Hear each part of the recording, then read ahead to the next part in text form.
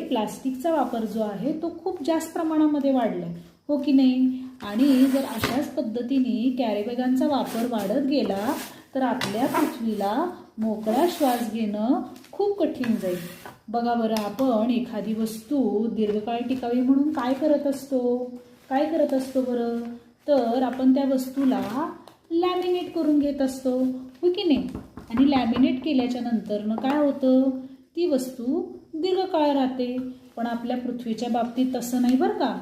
जर आपण अशाच पद्धतीने दिवसेंदिवस कॅरीबॅगांचा आणि प्लास्टिकचा वापर करत राहिलो तर काय होईल बरं?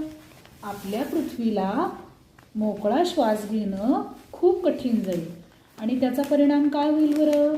त्याचा परिणाम असा होईल की आपल्याला देखील इथं राहणं पृथ्वीवर खूप कठीण जाईल. पण प्रत्येक वेळेस तर आपण टाळू शकत नाही ना कॅरीबॅगांचा वापर.